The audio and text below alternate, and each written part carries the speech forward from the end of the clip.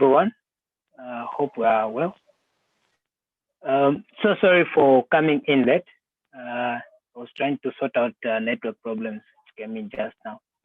Okay, so we'll go ahead and introduce ourselves. So I'll go with the list that I have that is showing here. I'm going to start with Dr. Daniel.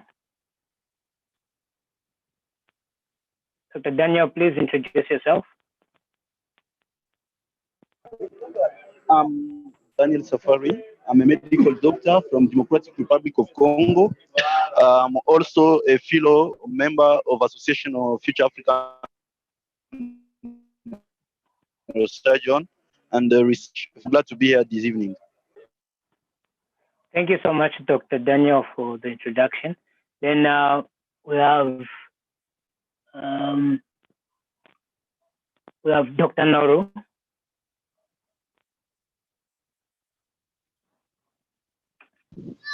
Yes, thank you very much, Darwin. I am Dr. Noro. I am resident in neurosurgery. Thank you, all of us. Thank you so much, Dr. Noro. Then we have, I don't know how to read this name. It's DDZO. I'm not sure how to pronounce the name. Good evening, all. Good evening, My name is Mutonalis. I'm new. I'll change that name. That's my Zoom long time ago. I'm so sorry. It's not appropriate. Okay, I'm from Rwanda. Currently doing medical, like general medicine laboratory. Pleased to be among you. Thank you. Thank you so much. You're welcome. Then we have Celestine. Thank you, Darwin. Hello, everyone. I'm Celestin, fifth-year medical student from Cameroon. Glad to be here. Thank you, Celestine. Then we have Olalua Ezekiel. Good evening, everyone. I am Olalua Ezekiel, second-year medical student from the University of Ibadan. I'm glad to be here. Thank you so much, Ezekiel. Then we have Wapres. Good evening, everyone. I'm Wapres, fifth-year medical student from Cameroon. It's a pleasure to be here this evening. Thank you. Thank you, Wapres. Then we have Jim Rabie. I hope I've pronounced the name correctly. Okay, it's correct. Thank you for everyone. I'm Jim Rabie Alangad, resident from Morocco, Rabat. Oh, thank you so much, Doctor. We are grateful for you being here. Then we have Dr. Ulrich Sydney. Hello, everyone. I'm Ulrich Sydney. I'm the founder of the Association of Future African Neurosurgeons. Happy to be here. Thank you so much, Dr. Ulrich. Then we have Dr. Eges. I think he's just connecting. Okay. So my name is Darwin Shimba. I'm the Director of Operations for the Association of Future African Neurosurgeons. So it's a pleasure to see everyone here. Okay, Dr. Eges, you can introduce yourself. I'm a neurosurgery resident in Rabat, Morocco. Thank you. Thank you so much. Then we have David Dale. Hello, greetings everyone. I'm David Rijdari from Russia. I'm equally the head of communication department of AFAN. Thank you, everyone. Thank you so much. So invite the presenter for today. That is Zolo Yvan. Please introduce yourself and begin the presentation. Hello everyone, thank you very much, Darwin, for giving me the floor. So my name is Zolo Yvan. I am a final year medical student from Cameroon. I'm the president-elect of the Association of Future African Neurosurgeons. It's a pleasure to have all of you here tonight. Thank you very much for coming. I'll go straight to share my screen and start my presentation. Tonight, you are going to be speaking about article submission. Very good. So sometimes we call it submitology. It's not an official term, by the way. So it will be presented by me, Zolo Yvan. We are going to we are going to follow this outline throughout our presentation. We are going to give a brief introduction. Then we are going to speak about what to do before submitting an article, and what to do while submitting an article, and what to do after the submission. Then we are going to conclude. So article submission, I would like to say, appears in the very start or in the very beginning of your research work. So while you are still designing your research work, you should already have in mind where you're going to submit your work. I'm just taking an example. Assuming you're working on something, since you're in neurosurgery, you're working on neurosurgery. Eventually, you want to submit your article in a journal that has to do with either neurosurgery, surgery, or an aspect of neurosurgery that you're speaking about. So that's what it is. That's what article submission actually comes in the very early stages of your research work. While designing your work, while thinking about what to work on, you're already having in mind where you're going to submit your article, where you're going to submit your work, in which journal you intend to submit your work, in which conference you intend to submit your work, where do you intend to share your work with. It's also important to note that article submission is an act of altruism. Why do I say that? I say so because when you're submitting your work, it means that you want your work to be published. And if your work is published, then you are sharing your findings, you are sharing what you discovered from your research, or maybe your opinion piece, or whatever you're submitting, what you discovered or what you have, you want to share it with the international community, the scientific community. So you are being it's an act of altruism. You are being kind by sharing your work with us. You are being kind by sharing what you have discovered with us. Therefore, article submission is important to this scientific community, because it is through article submission that we get to have people research work. We get to enjoy the research done by maybe somebody in Zambia. We get to enjoy it in Cameroon. Research work maybe done by somebody in South Africa. We get to enjoy it in Rwanda. So article submission is very important for the advancement of science. Article submission is, I would like to call it, a very tedious work. I mean, a very tedious process that requires a lot of diligence. Diligence because there are a lot of rules that different submission platforms or different journals or platforms request from you, or they need you to be attentive. They need you to follow a particular set of rules. That's why I call it diligent, because you must be objective. You must be focused on what the journal wants you to do, on what the submission platform wants you to do. It is also, article submission also requires a lot of patience, because while submitting your work, while submitting your article, you need to be patient enough to respect what they want you to do. You need to be patient enough to follow the instruction given to you. You need to be patient enough to go through all the process. And trust me, the process usually for some journals is extremely long. So you really need patience. You don't want to hurry, because if you hurry, you submit something that the journal does not want, and you risk having your work rejected. It is also full of humility, article submission. Why? Because while submitting your work, you come to a journal, they'll ask you to format everything. Maybe change the way you're doing your referencing, change the way you're presenting your work. Maybe you wrote materials and methods. They want you to write methods. Maybe you wrote results, and later on you wrote discussion. They want you to write results and discussion. So if you're not humble enough to accept what they want from you, you might not be able to submit your work in some journals. So that is why I say article submission requires a lot of humility too. And then a follow-up, because after submitting your work, you don't just, after submitting, you just move away. No. You need to follow up the process. You need to follow up your article. You need to track your article or your work, at which level it is, where it is now. At some point in time, some journals or some platforms will require action from you. They will maybe ask you to correct, maybe ask you to send a message to some of the co-authors, maybe ask you to provide some supplementary files and everything. So you need to follow up your work, because if you don't do so, you might think you have submitted an article is going to be published, but later on they reject because maybe you did not follow the deadlines for the follow-up of your article. And then it's important to note that article submission is a dynamic process. Why do I say so? I say so because there is no, there is no one rule that applies for all. So the rules may be journal A proposed to you.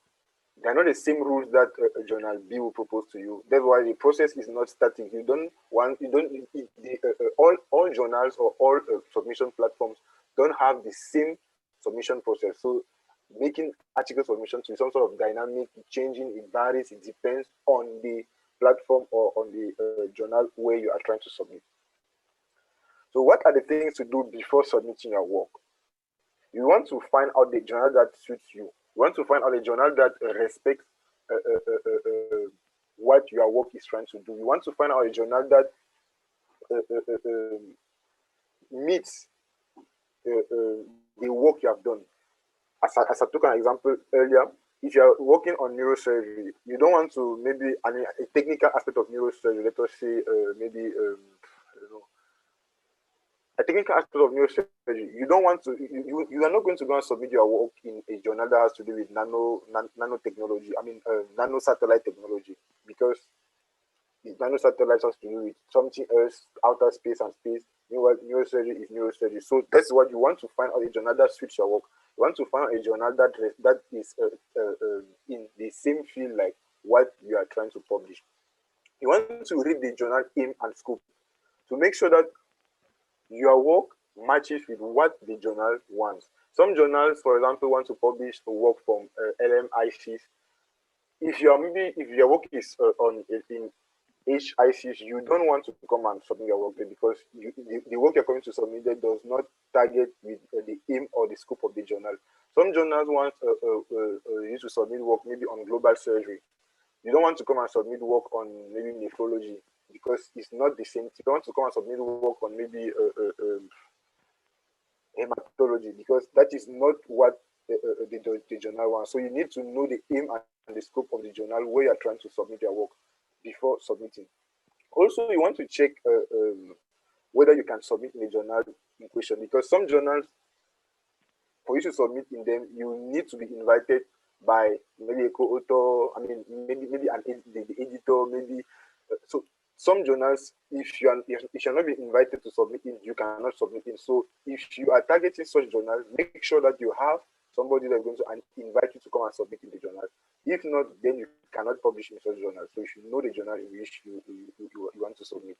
Also, you should look for the author guides for the journal. Most of those author guides are found on the website of the journal. So you want to look for those guidelines and then obey to them. You stick to the guidelines. You need to respect the guidelines. You also want to find out the submission process, the publication process for the journal in question. And you want to master this, because if you don't master it, then you cannot follow instruction. If you cannot follow instruction, most journals will not want to publish you, because they feel like you are not serious, you are not diligent enough, you are not somehow sufficiently scientific. So you want to find out those authors' guidelines and follow them, abide to them, respect them. Let them be like your Bible or your Quran. Respect them, take them as if they are gospel truth. Whatever they ask you to do, you just do, because you want to submit in your journal. Don't come and argue with them. No, respect the guidelines that are given to you. Obey, put your head down, obey, and then move on. Now, how do you submit the work? How do you submit the work? Most of the times, to submit the work, most journals want you to submit the work online. There are some journals that will ask you maybe to send a hard copy manuscript, a hard copy of your manuscript to them for the PO box. Most of the other journals usually use online submission system. So you want to once you have found the journal, you want to go on their online submission platform. Can everybody get me? Yes, we can get you. Okay, thank you very much. Okay, so the next step is the system you use will depend on the journal to which you are submitting. So it's true, it's an online system for most of the journals, but every journal does not have the same system of submission. Every journal does not have the same way of proceeding. So you want to know the system in which you're going to submit. Then later on, you can access the relevant submission system via the submit your paper. In most of the website of the journals, usually a section submit your paper or submission. Later on, we are going to have some demo, and I'm going to show you all what this means. So you want to go there and you want to access that section of the website and then go on with your submission. Alternatively, if you have been invited to submit to a journal, follow the instruction provided to you. As you already said, that in some journals are only on invitation. For you to publish there, you must be invited by somebody to publish there. And once you are being invited, follow the rules. Important, follow the rules. Rules are extremely important while submitting your work. If not, you are going to produce a very good job, but because you do not follow the rules, they will reject your work. It's not because your work is not sound, no, it's because you are not following the rules. Once submitted, your paper will be considered by the editor, and if it passes this stage, then it can be sent for peer review. This is for peer reviewing a journal. Some journals, others don't have this section. So once your work has been submitted, the editor has look at your work. It is good. He expects what they want in their journal. They send it for peer review, and then from peer review, you are going to have the feedback of the peer reviewer, and you have to bring some correction to your work or not, and then you can expect your work to be published. If deemed unsuitable for publication in the chosen journal, the editor may suggest you transfer your work to another journal or to bring some modification for your work to be accepted. Now, let us have let us look at some of the journals out there. I just took a sample. I'm not saying that these journals are the perfect one or they're not good. I just took a sample to show what you meant in the other sections. We're speaking about submission guidelines. So you see here, on this website, this is a section submission guidelines. So these are let us look at each of them, and from there I'm going to speak about what I already spoke in the previous slides, and then you'll be able to see it yourself. Okay, so we spoke about submission guidelines. So for this journal, here are the submission guidelines. So you want to follow the submission guidelines. You want to know what you must do before you submit your work. They have well explained here. They give you some links and everything. So you want to respect each of them. You want to open the links. You want to read through. That's why I said that it is a lot of patience, because you have to read through all these. Sorry. You want to read through all these guidelines, all these links. You want to open each of them to know what you must do before submit. You want to know what you should do when you're ready to submit. You want to know. You want to know what to do after submitting. Okay, good. So once you have known all this information, once you have mastered it, I would say master it, you don't want to go on and submit your manuscript. You want to go on and submit your work. So let us try to see how to submit in this journal. So I'll say this about Zolo did a really great presentation there. I think it's he's having issues with the network, and from the way I see him dropping off every now and again, I don't think he'll be able to complete this for now. So just summary reminder of what he said. First things first, submission. We all have to go through it. You've probably heard of the concept of like titles, the different author positions. So we can start there. If you're the first name on an article, then you're the first author. If you're the last name on an article, you're the last author. Generally, the last author is the most senior person, unless the paper is so important that the senior person is equally the first author. So those are important positions. And then there is another concept for authorship that is called the corresponding author. The corresponding author is knowledgeable about the work, and although all authors are responsible for the work, the corresponding author is the person that is in communication with the journal, but will equally be in communication with future readers. Because remember, like we said earlier, you're not just publishing for publishing's sake. Once your study is out there, people will read it and reach out to you and say, hey, we saw you said this. We want to know more about what you said, and you should be able to answer those questions. So in that sense, you don't want to be corresponding author of an article if you don't understand things about them or if you don't have access to certain information. It really is good that people find it prestigious, but you should equally understand that if something goes wrong, you're supposed to shoulder that load. So you shouldn't run away from it, but you shouldn't equally just be chasing after it. Make sure you're corresponding author when it's necessary. Now, getting back to that, then the corresponding author is the person usually submitting the article. So, or someone else might just do the submission and get his corresponding author's name later on, but still the corresponding author is speaking with the, communicating generally with the journal. So you as a corresponding author have to get familiar with this concept. And like we said, whatever you think you've learned about writing articles or the way you format articles, forget it. Because every journal has its own way of doing things. Just that's the only thing you need to learn. You do what the journal expects of you in terms of formatting. That's what you have to do. And why is this the case? Put yourself on the other side. Say today you are at Neurosurgery, Journal of Neurosurgery, World Neurosurgery. They receive so many articles, in some cases hundreds of articles in a single day. So if they receive hundreds of articles in a single day, they need to have a way to sift through those articles. And when you're a prestigious journal or when you're a good journal, you want to know that people actually want to publish in your journal, and you want to make sure that you're not just getting any silly submission. So one way to get through that is to have very special guidelines.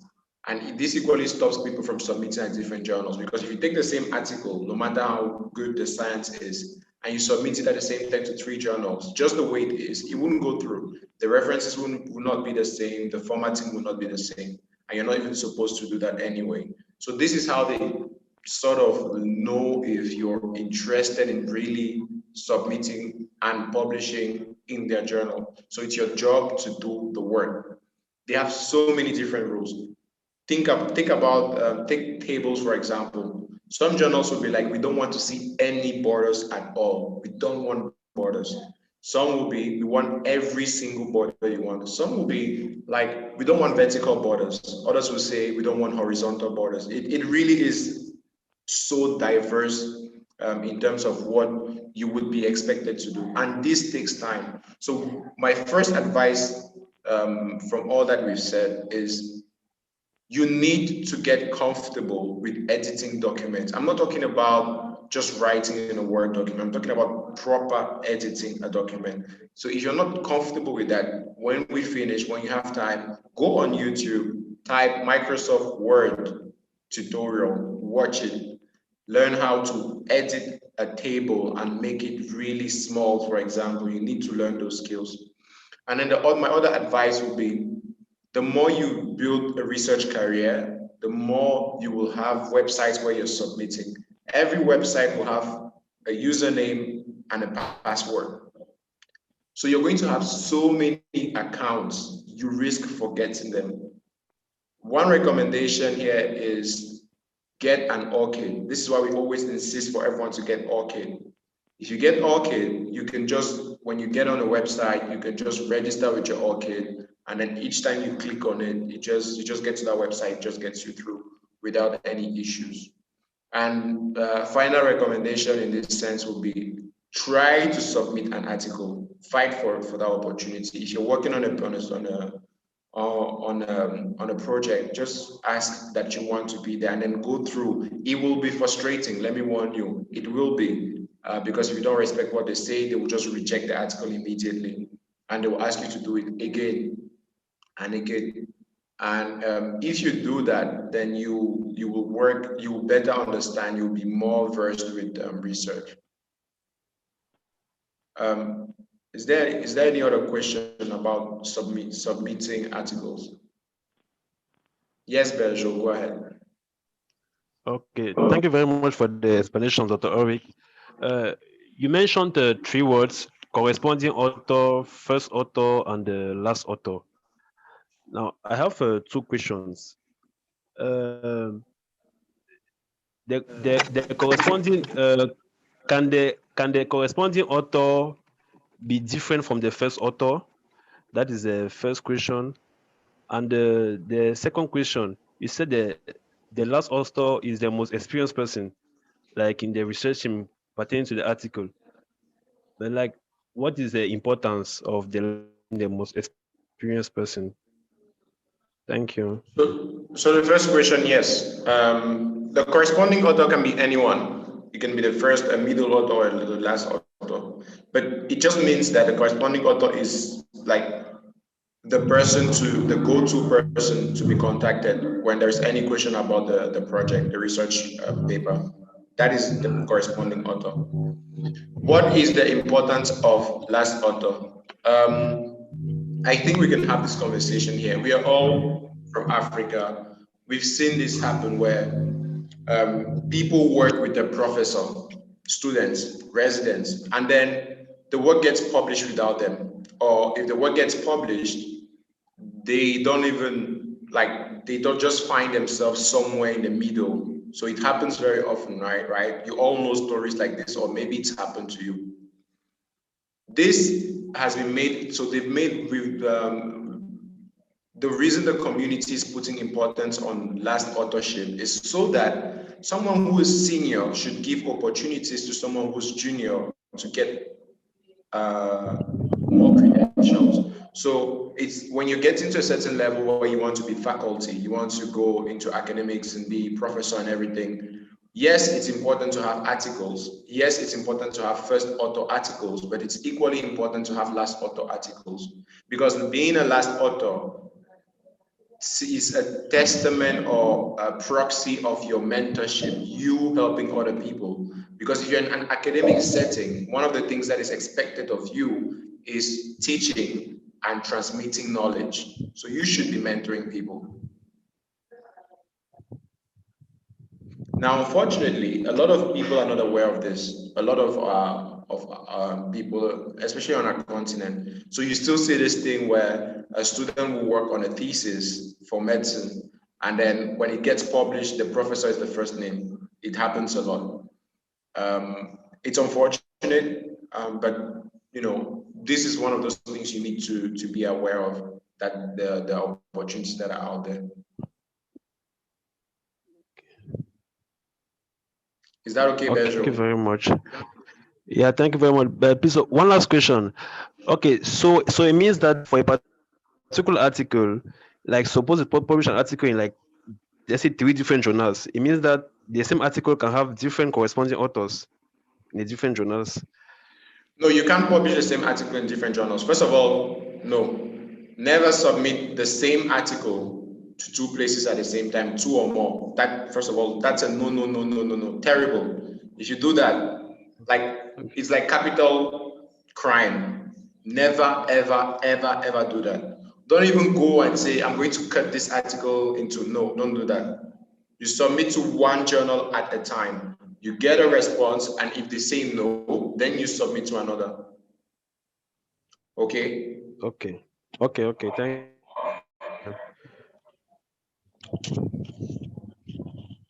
Yeah, so these are, thank you so much, Bejo. Please, everyone, feel free to ask questions. You're not in any way, don't be shy or anything. This is the reason we are making this, we came up with this session, because we want to make sure that you have answers to all those different questions, that you're comfortable with it. And the same with the manuscript goes with abstracts. Don't submit 1 abstract to 2, 3 conferences. Don't do that. When you submit 1 abstract to a conference, you wait for an answer. If you present it, never ever submit it anywhere again, ever. You stop there. Otherwise, that is self-plagiarism. It's not right. Okay? So do not submit the same work in other places. So I'm guessing there are no other questions.